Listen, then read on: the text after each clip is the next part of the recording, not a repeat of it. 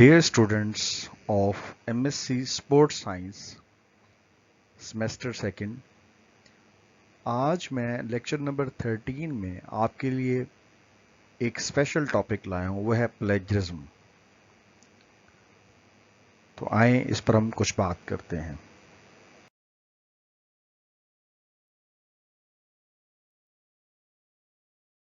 मैं आज के लेक्चर की इब्तिदा एक मशहूर ज़माना सेंटेंस से कर रहा हूं, लेकिन उसको रिलेट कर रहा हूं प्लेजरिज्म से, और आपसे ये कहूँगा कि प्लेजरिज्म से डरना नहीं है, इससे आपने बचना है। तो मैं इंशाल्लाह ये एक लंबी गुफ्तगू होगी इस पर, प्लेजरिज्म पर, कि प्लेजरिज्म है क्या, कौन सी ऐसी चीज़ें हैं जो प्लेजरिज्म में आती हैं, आप प्लेजरिज्म से कैसे बच सकते हैं। तो इस पर मैं डिटेल से बात करूँगा। तो आइए आज स्टार्ट करते हैं जी। तो पहला सवाल ये, व्हाट इज़ प्लेजरिज्म। तो ये जो लफ्ज़ प्लेजरिज्म है, ये अक्सर आपने अपने यूनिवर्सिटी के असातिज़ा से ये लफ्ज़ सुना होगा, या जो रिसर्च असिस्टेंट्स हैं, या जो रिसर्च स्टूडेंट्स हैं, एमएससी के जो स्टूडेंट्स, एमएड के स्टूडेंट्स और एमफिल और पीएचडी के स्टूडेंट्स जो रिसर्च को अडॉप्ट करते हैं, वो इस लफ्ज़ को अक्सर सुनते हैं। अक्सर टीचर्स से आपने ये कहते हुए सुना होगा कि प्लेजराइज ना करें अपने काम को, प्लेजरिज्म ना हो। इवन आप जो सारा काम करके सबमिट कराते हैं, तो इसका बाकायदा प्लेजरिज्म चेक किया जाता है, और आपको पता है कि आपका प्लेजरिज्म अगर 20% से ज़ायद हो, तो ऐसी सूरत में उसको रिवाइज करने के लिए कहा जाता है। तो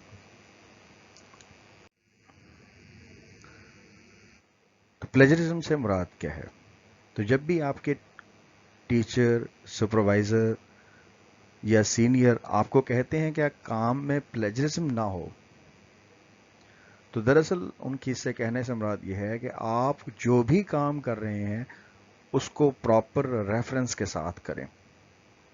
चाहे आप साइंस के स्टूडेंट हैं, मैथमेटिक्स के हैं, फिजिक्स के हैं, केमिस्ट्री, बायो, चाहे आप इस्लामियत, उर्दू या किसी भी और सब्जेक्ट के हैं, तो आपको ये कहा जाता है कि जो भी आपने काम प्रेजेंट करना है उसको प्रॉपर रेफरेंस के साथ फराहम करें।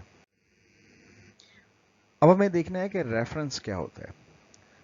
कहते हैं reference means the acknowledgement of the work of somebody have already done.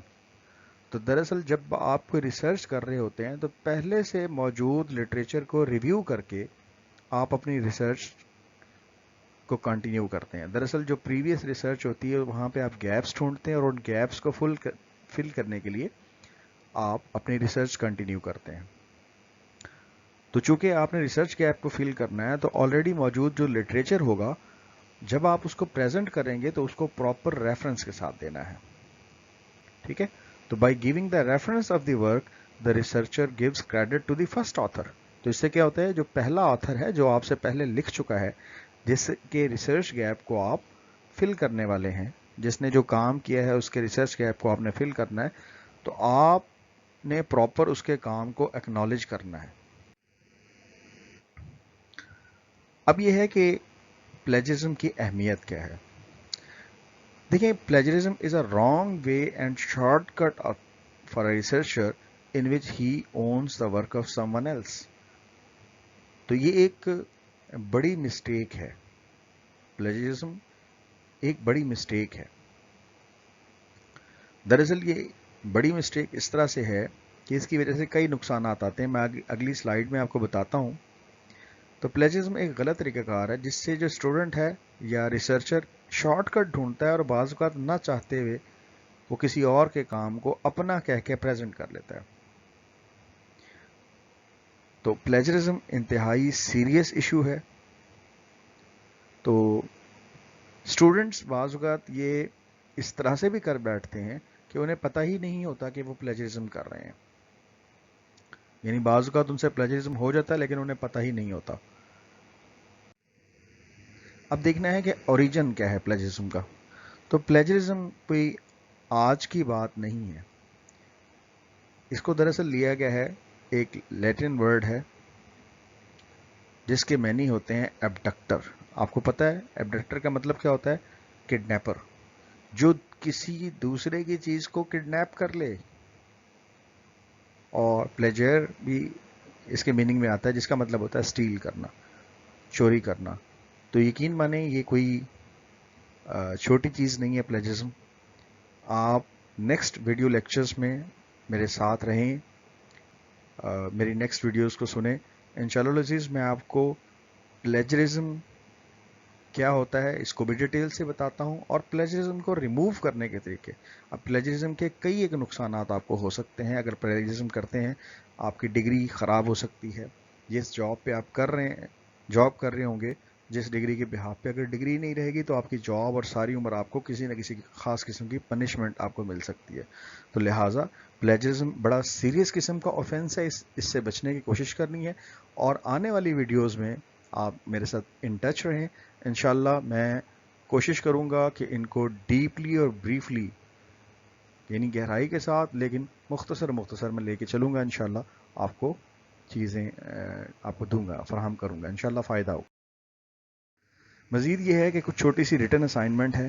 ایک آپ نے ڈیفینیشن پریکٹس کرنی ہے کہ پلیجرزم کیا ہوتا ہے.